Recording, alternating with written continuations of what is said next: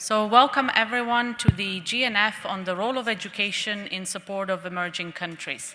It has become a tradition to have a GNF on emerging countries topics, and this year we will talk about education. Now, before we enter in our discussions with our experts, I will give the floor to my co-moderator, Val Monsami, who is also the Vice President of the IAF in developing countries and emerging nations, and he is instrumental in promoting these activities within the IAF and beyond. Val. Thanks, Christina, and welcome everybody. Let's see, this is the, yeah. So I think it's important just to put the context into place for this special discussion. The key question to ask is, what is the key focus, or why do emerging countries would want to invest in space applications? And I think you have to look at it from what drives their agendas. And I think this is a very important slide because most emerging countries are dealing with socio-political, economic, environmental issues.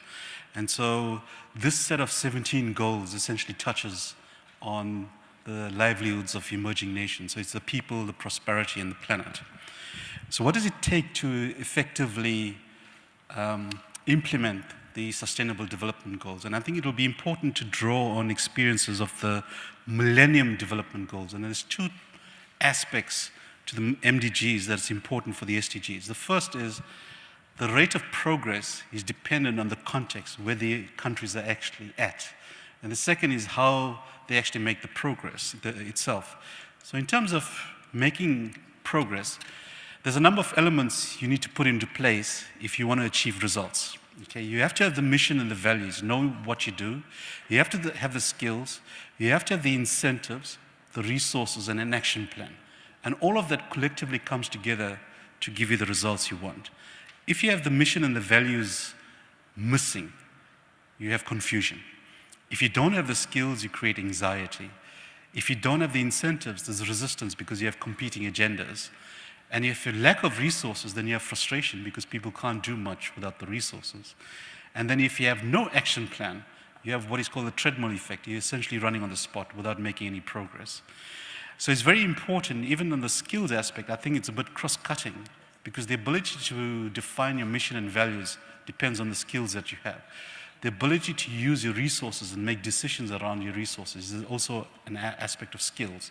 And even your action plan, how do you define your action plan? It comes back to the skills of doing that. So, my last slide, why is capacity building important? So from an emerging countries perspective, if you want to achieve the Sustainable Development Goals as an example, we should treat capacity building not as an end in itself. And I think this is a mistake that most emerging countries make, is when they have human capital development programs, it's seen as an end in itself. Actually, it's a means to a broader end. It's achieving those broader agendas that we're talking about. It also ensures that local capacity is in place to deliver local solutions to local problems, and that's very important. It also helps to create economic opportunities and help address our socioeconomic environmental challenges like the SDGs. It also empowers the youth and the next generation of leaders. So in Africa, for example, we have a youth bulge where practically just over 50% of the population is under 35 years of age. So how do we use that potential? It also helps emerging countries transition from a resource-based economy to a knowledge-based economy. And so given the importance of capacity building to all of these issues, it's very important then to assess how can institutions like represented in front of us can help us to address capacity building in emerging countries. And that's essentially what we're going to be addressing today. Thanks, Christina. Thank you very much, Val. This is a very nice setup of the overview of why and how we're all here today. But I would like now to turn to our panelists to ask them what initiatives and projects does their organization implement to support education in emerging countries. And first I would like to give the floor to Simonetta Di Pippo, who is the director of UN OSA, and she's very much engaged in these projects for many years. Thank you, Simona.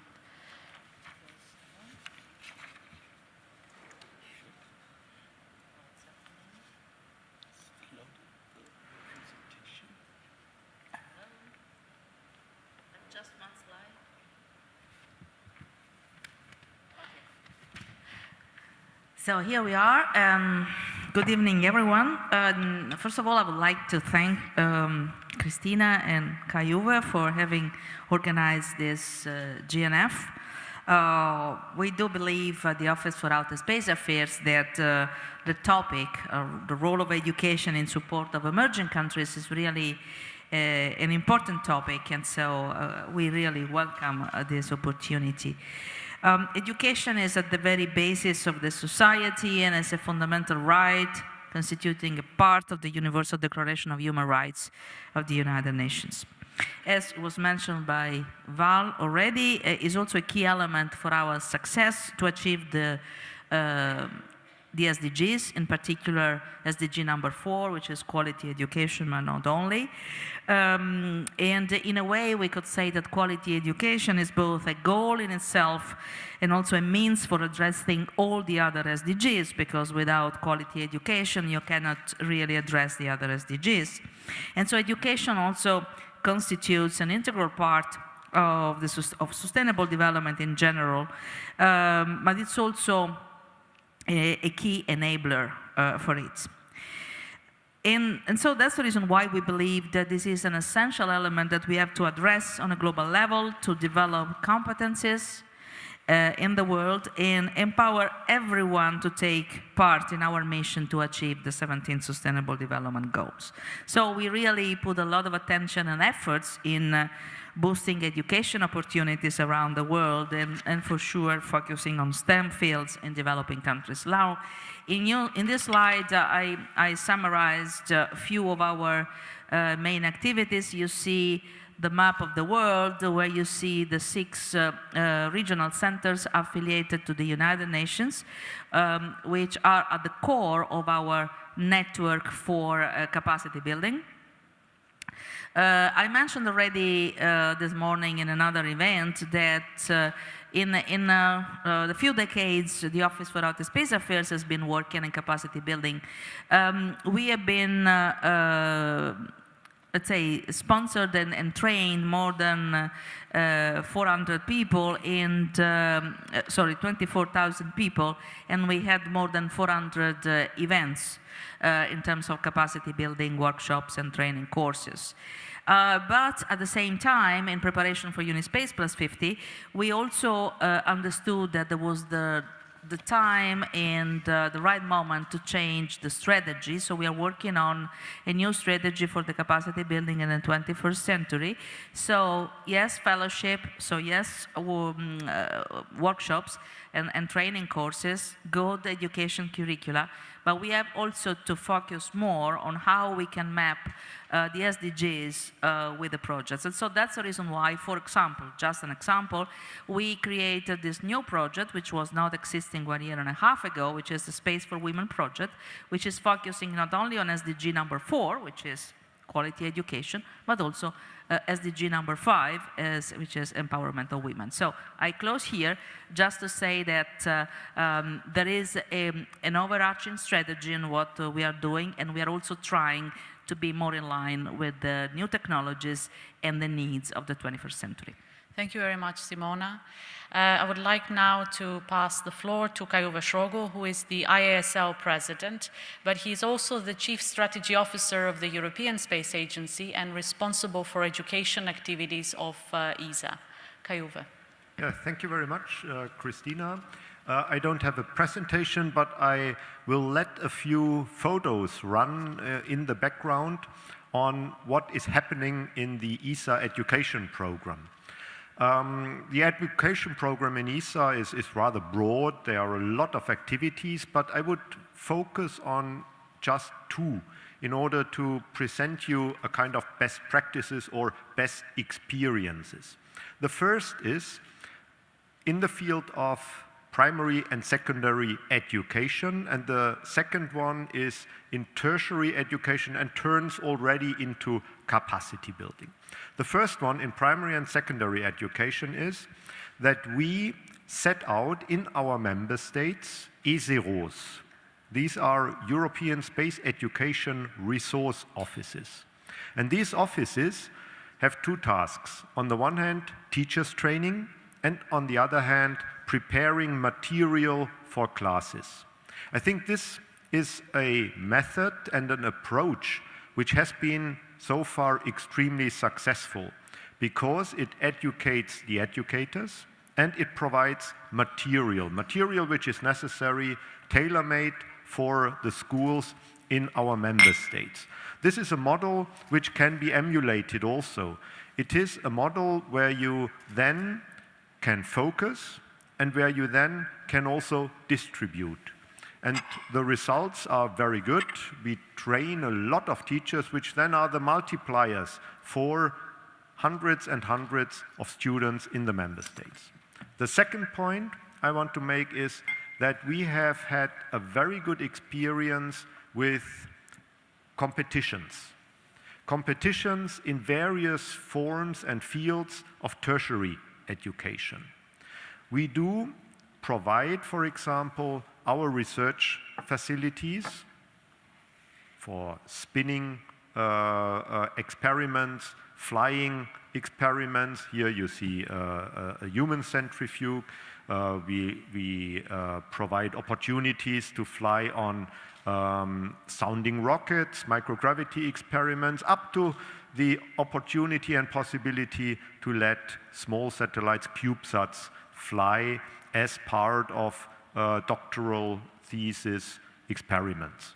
So all this is run in the format of competitions. And this has been a great success. You can engage young people the best way that they compete with their ideas. But then, of course, you have to deliver something in order to engage them and to make them then actually a hands-on experience. So just two examples of our activities and maybe some which are good for emulating around the world. Thank you. Thank you very, very much. So we have heard capacity building, we have heard competition. Now we go to Francisco Mañeta, the director of the Mexican Space Agency, to hear what activities they are engaging in. Thank you very much. I think they're checking upstairs to see. Can we have the presentation of Mr. Mañeta, please?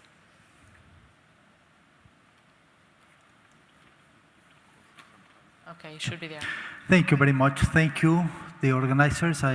Mexican Space Agency is very happy to be attending this 2018 after having hosted the 2016 IAC in Mexico, where we said Mexico is AC and DC before the Congress and after the Congress.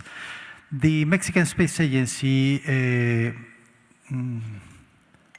we have three dominants for fostering education, and we try to develop building capacities at the several levels of education, from primary or basic to advanced or higher education. Three dominants. The first is promote a space awareness culture, starting by K-12 STEM education or STEAM education with arts also, training the trainers, and this is internal across Mexico and in international cooperation, mostly with the United States, but with Asia, and now looking south to the Latin American countries.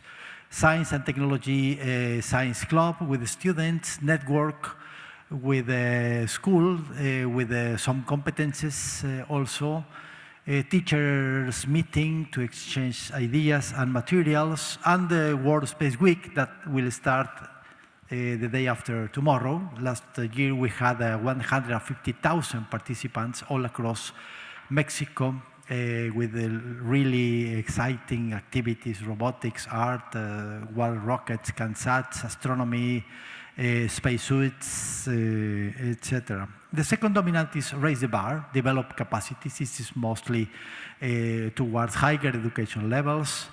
Training the trainers also is very, very important. Education tools to start moving from our CANSAT competence to CubeSats, and involving many things from the new information technology like processing, artificial intelligence, that are not only for space, but are absolutely transversal to many professional disciplines and careers.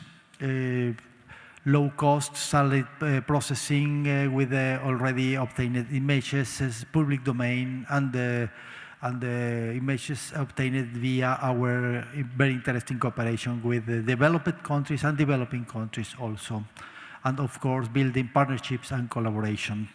And the policy makers have to be briefed and convinced and interested. The third dominant is, of course, apply the gained knowledge in trying to put more and more advanced and complex missions that will learn the students for many activities in their professional lives. We apply NASA, but also European standards and system engineering approach for more complex projects. We tailor our activities towards our needs. Mexico needs a lot of image processing for national security, tourism for coastal phenomena, beach phenomena, fisheries, and many other related to our new oil and gas, and of course natural resources, agriculture, forestry, and of course climatic change, and all of this made in international cooperation. Recently we are incorporating beyond our terrestrial infrastructure for GPS, we are incorporated Galileo infrastructure in Mexico, and that's really opened a new set of possibilities for applications, learning, teaching, and professional activities. And finally, and that was the initial motivation for the Mexican Space Agency was of course the use of communication satellites, both geostationary and constellations, to not only overcome the digital divide for access, but also the digital divide that is appearing for the use of the broadband in the remote communities. Mexico has more than 120,000 communities that the only way to arrive with broadband data is via satellite. No fiber, no radio, no nothing, only satellite. 120,000 communities. But we have to incorporate applications such as telemedicine, epidemic warnings, and the education is in this downstream activities is low cost of entry, low risk, and short return of investment. These three dominants I summarize. It's promote space awareness, raise the bar, and apply gained knowledge. Thank you very much. This international, maybe that will be for the question and answers. I am giving the answer and then Thank you very much. Thank you. We'll take that in the next part. Yes, indeed. Thank you. Roberto Battiston, President of the Italian Space Agency. What are your activities engaging in this from the agency perspective? Thank you. Thank you so much. If we can start my presentation. Looks like we have a bit of a difficulty with the presentation up there.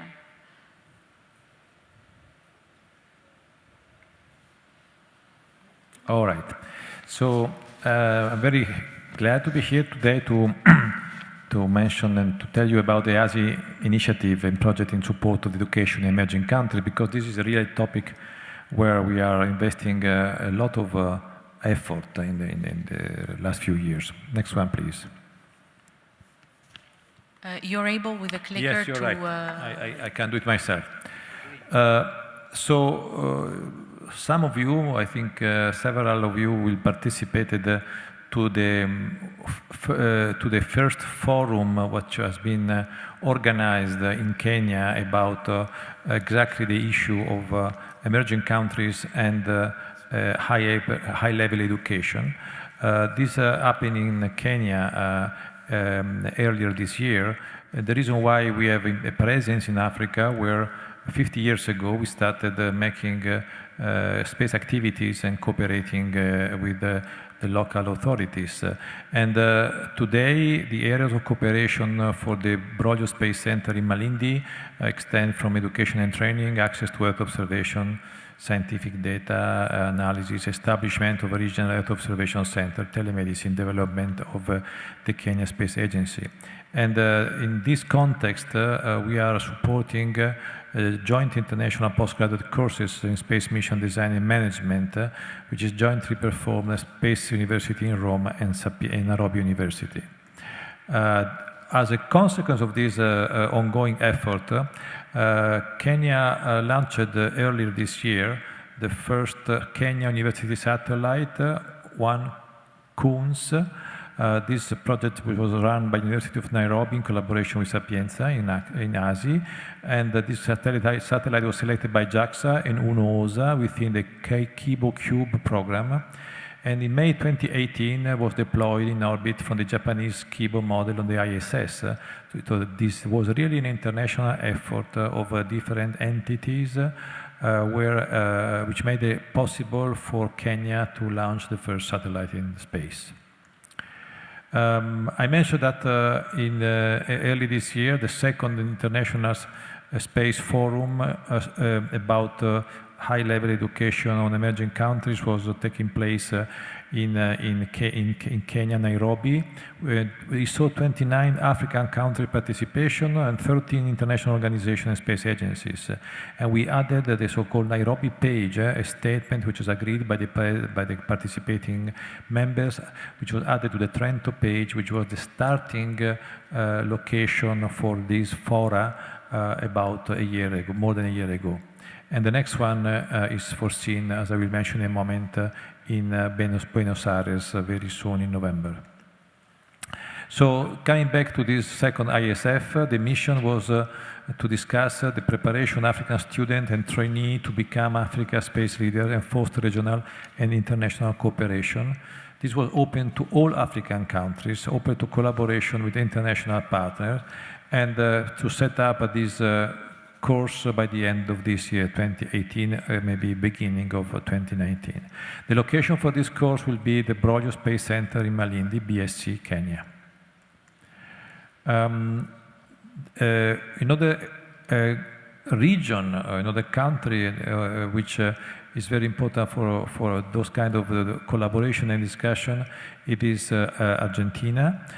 We have 20 years of cooperation between Italy and Argentina in space on the so-called CIAS. The system is a combination of SAR radars from the Cosmos K-Med constellation and the Saucon constellation, and the cooperation with the Gulich Institute in Cordoba.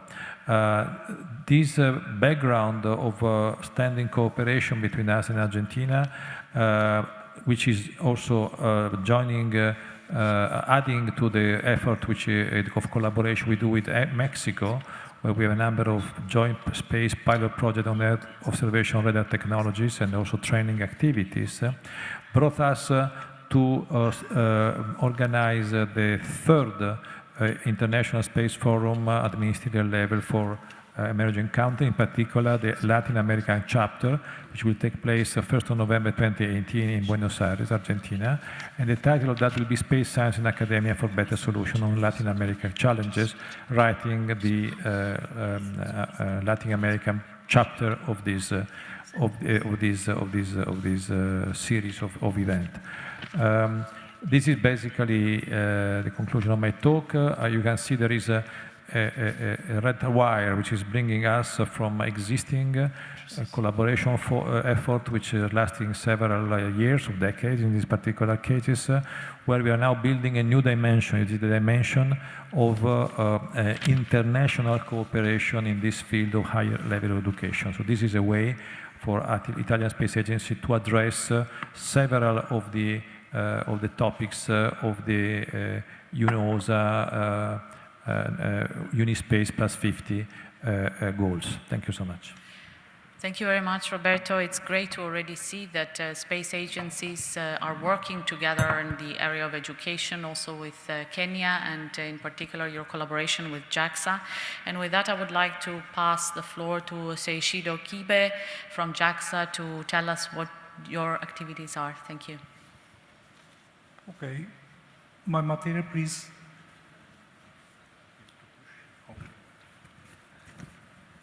And first of all, I would like to thank you for referring the JAXA project, Kibo-Q, then I can skip the explanation of that. Okay, and when it comes to space and education in the context of SDGs, I think there are two aspects.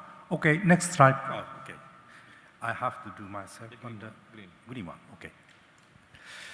Yeah, when it comes to space and education in the context of SDGs, I think there are two aspects. The first one is education utilizing space assets, and the second one is education on space development and utilization. This time, I would like to discuss with you all about the second aspect, education on space development and utilization. I also listed up some key issues which I think are very important. That is, our support to the emerging countries should be target-oriented. We have to clearly understand who are the target of our support. And next one, our support should be local needs-oriented. The third one, our support should be compatible with the national resource and the stage of national space development of each country. And to do this kind of support, and I would like to point out the importance of the role of regional alliance, and such as APRSAF, Asian Pacific Regional Space Agency Forum. In addition, I always watch the activity of UN Regional Center for Space Science and Technology Education.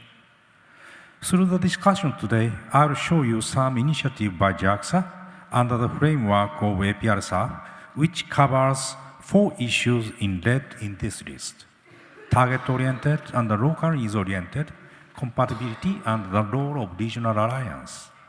So I'll give you, yes, and as my initial statement, and I'll give you the overview of APRSAF and Asian Pacific Regional Space Agency Forum. Yeah, APRSAF is a unique and large forum in the Asia-Pacific region to enhance space activities for socio-economic development in that region. And it started its activity more than 20 years ago. The unique point of this forum is that every activity is being promoted on the voluntary basis.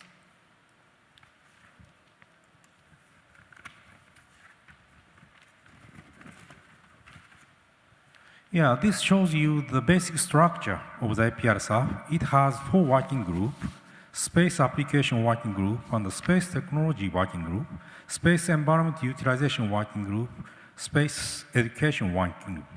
And APRSAF has been promoting several projects such as this one, Sentinel Asia, SAFE, Climate RQ, and Kibo ABC. But you know that it started long time ago, and now, as enhancement of the space activities in that region, APRSAF is going to start new initiatives such as Program for Enhancement of Higher Education, which include Space Science Video Conference Seminar and Joint Development Program of Innovative Small CubeSat, and the creation of Space Policy Community. And these initiatives are the good example of the third point I mentioned just before as key issues. Our support should be compatible with the stage of national space development. And the details will be given in the discussion from now on if necessary. Thank you. Thank you for your attention. Thank you very much. I would like now to give the floor to Driss El Hadani, the director of the Centre Royal de Télédétection Spatiale of Morocco. Thank you, Driss. And thank you for giving me this opportunity to share with you some views. First of all, I would like to apologize for being late for this meeting, as you know, we are engaged in different activities and it's not easy to sometimes to manage the agenda well. So once again, I apologize. I will share with you some ideas and some information concerning the education. When we started our activities, when the CRTS was founded 30 years ago, we started promoting technology, and rapidly we understood that without education it's not easy to develop activities, and it's a little bit impossible to implement projects and to bring people to use this technology without education. So we started the first program of training in Morocco in 1993, and up to now we reached more than 3,000 persons that benefit from this program. And this was a very huge opportunity for us to enlarge the community of users, and also to be aware of what are the requirements, what are the needs of these users. So this activity was developed within the national program, and we benefit from the support from other partners. The second activity that enabled us to develop education programs is the R&D activities, and we have been engaged with several universities in our country, and also within different programs in the region, mainly the FP7 program, 2020 Horizon program, etc. So to develop R&D activities, and these are a very strong way to develop education and to develop capacities. Other axes of cooperation that we have initiated to support the education, not only at the national level but also at the regional level, was the creation of the Regional Center for Space Technologies in Africa.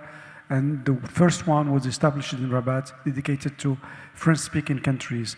And this program started in 1998, and it's still working now with a very huge cooperation with several countries in Africa, but also with the support from different other agencies all over the world.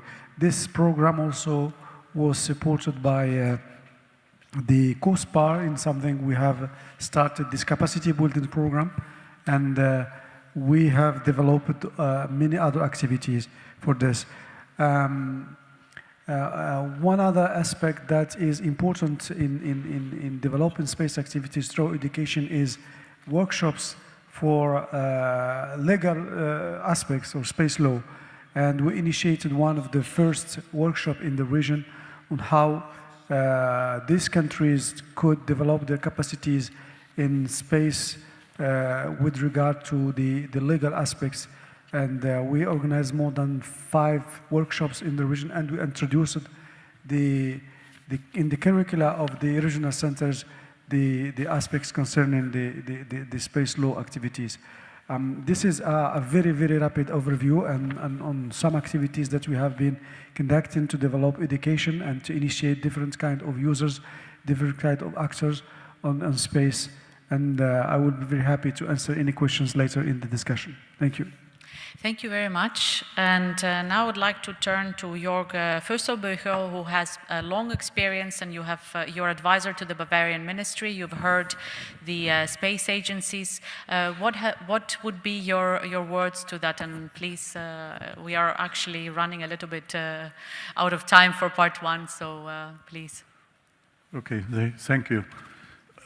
I'm not a member of an agency, but I'm an advisor to governments and some agencies. And in this context, I'm proposing to all these agencies, despite their effort which they have already done, that they should substantially increase their efforts. And my focus in particular is Africa, because Africa is the poorest continent, and especially Europe, exploiting Africa for 500 years and using their resources has, in my opinion, a strong obligation to do something to help these countries to come up to a better level. The United Nations are publishing every year a human development report, and if you read the recent one, they look into 189 countries.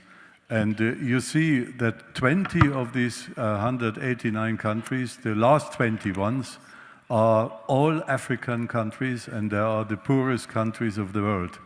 They have a gross national product which is, as compared to Europe, or as compared to United States, 1 or 2%. And if you look into the literacy in these countries, then we are at 99 or 100% in our developed countries, but they are at 30% or lower. That means education is one of the real assets. And my proposal is to actually substantially increase the effort for these countries through more intense cooperation, which is in agriculture, in medicine, and so on. But the most important aspect, in my opinion, is education. Education is not everything, but everything is nothing without education. And insofar, I think it is the most important thing to help these poor countries to come up with a better educational system. And in my opinion, space can make a very valuable contribution to that. Thanks, Jörg. So we've heard from the various representatives representing the various institutions in terms of what you are doing with regards to education in emerging countries. But my question is maybe primarily to those who are offering these educational activities.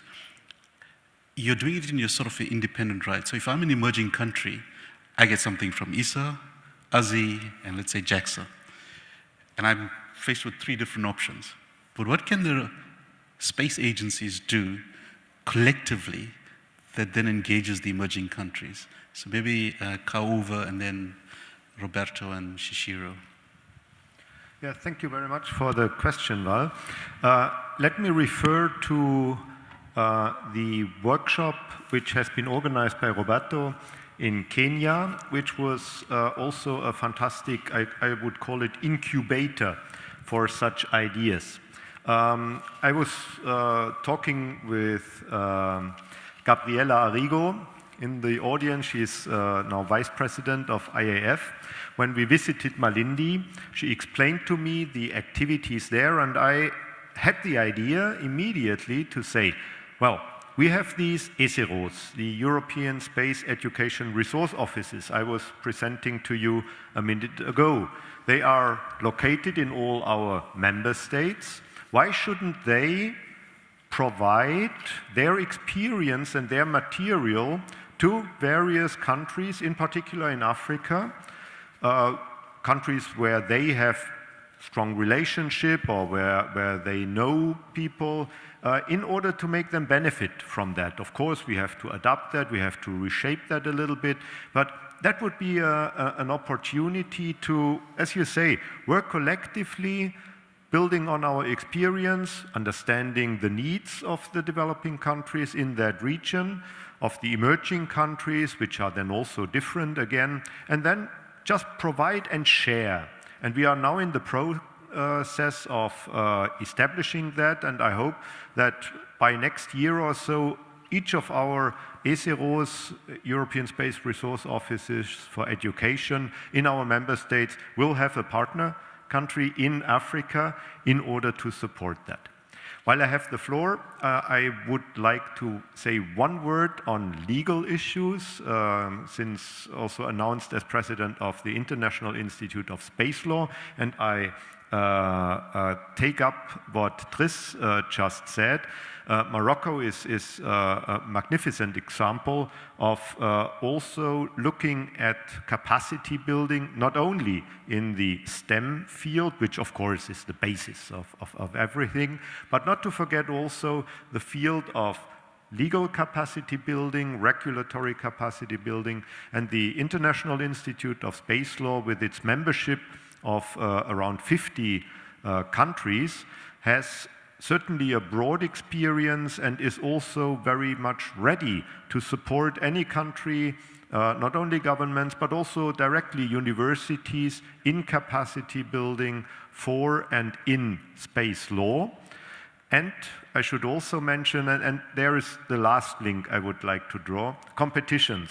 We have the Manfred Lachs Space Law Moot Court competition, and there universities from all world regions are competing against each other in being the best in analyzing and arguing a space law case. And last year, well, A university from South Africa won the world finals, which are usually judged by 3 judges from the International Court of Justice. So capacity building is there. You can even be proud of excellence there, but in the broad field, we have a lot to do, and we are ready to contribute to that. Thanks. Just on that, I just heard earlier today that we are again in the semi-finals, so the finals is on Thursday. Roberto, the same question. Collectively, what can you do? I mean, there is a number of things. The example which you brought, creating this fora, I mean, clearly show a collective action was through International Astronautical Federation, plus IAC, plus a number of agencies which participated. So it's really a collective effort. And this is showing, sending a strong message to the participating emerging countries. But there are many other things which can be considered. One example is, I will reverse for a moment the argument. So what the agencies can provide to emerging countries, let me say what emerging countries can provide to the agencies. Listening to some of the intervention and also some discussion, the moment you step from doing absolutely nothing in emerging countries about space, to get a certain level of capabilities where you can proactively develop programs or look forward to developing programs, so there is a certain threshold to be passed. Those countries are going to deal and solve space-related issues with modern tools, which other agencies or countries which have a tradition since 50 years or so, they have a burden of existing powerful, expensive, large, slow tools, standard tools, which sometimes are a burden, not only an opportunity. So emerging countries, again, given a decent amount of capability training, they can be extremely stimulating because they're going to use the resources to the bare bone, whatever is needed, and nothing more than that because the resources are expensive and so on and so forth. So this is something which will be useful from those countries to us. In exchange of that, another area which we can contribute, since many of those applications in space will be dealing with the small satellite, just because most satellites are cheap, fast, very technologically effective and intense, and they can be replaced quite quickly, but they have to be launched. And launching is still something which is way above the standard level of making a small satellite. Their agencies, international agencies like ESA, can gather and collect some resources devoted to launch. I mean, JAXA was an example, to launch those satellites, maybe those constellations in space as a demonstration which can really be very helpful, because launching is always something rather complex, expensive and so on, but we can use for that a small fraction of the capabilities existing for many, many programs which typically are dealt by large agencies. So I think it's not only what we can give to those countries, but what those countries can give to us, and this exchange can be very beneficial. Okay. Shishiro? Okay. Please return to my presentation. Yeah, in order to answer the question directly, I prepared one slide. It's just a memo. It's not well organized. I'm very sorry.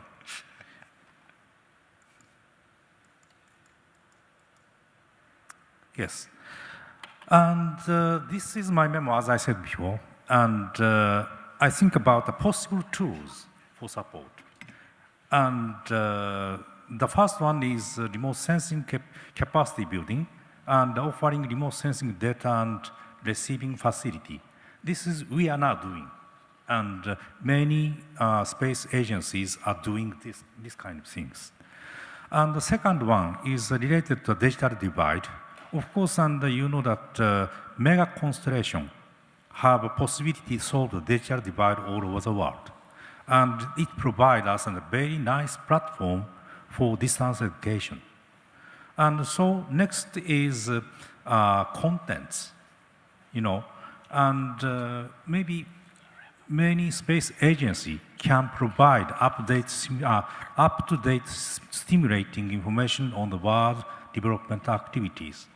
And I know that there are so many e-learning contents all over the world, but maybe I think someone should archive all of them, in addition to the stimulative information from the space agencies. As far as I understand, that an IAF or the UN, in collaboration with the space agency, can archive lectures by eminent researchers and links to the resource of e-learning. And the third group is actual substantial and, in some sense, physical support. And space agencies should deliver the lecturer or the lecture to each countries. And more developing and launching opportunity of small satellite. It is a very effective way to encourage young people. And the last one, internship in space agency of developed countries. I have been heavily involved in activity of ISU, International Space University. But recently we have some problem about internship. We have less and less opportunity of internship, and because of maybe information security. And we have to think about that again and promote this kind of very useful experience for students and more. And last one is, as I told you, and this is not well organized. This is just a memo in my mind. And opportunity study abroad. And you mentioned about a scholarship. And such activity is very important, and including promoting and give a collaboration to the activity of UN Regional Center of Space Science and Technology Education and ISU. And as far as I understand that there are only 4 courses of these activities. Is that right? And how about the increase of the subject, such as basic space technology or space business or the GPS applications? And this is my idea about that. Okay, that's all. Thank you very much. If you teach a man to fish, if you give a man a fish, he will eat once. If you teach him how to fish, he will eat forever. So the things we have heard from you is capacity, cooperation, and competition. And I would add, while inspiring and motivating the next generation. Thank you all very much for your participation.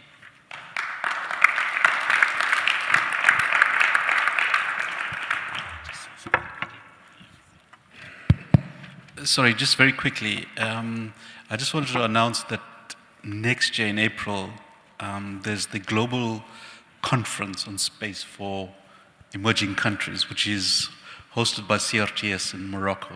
So it's from the 24th to the 26th of April next year in Marrakesh. Thank you.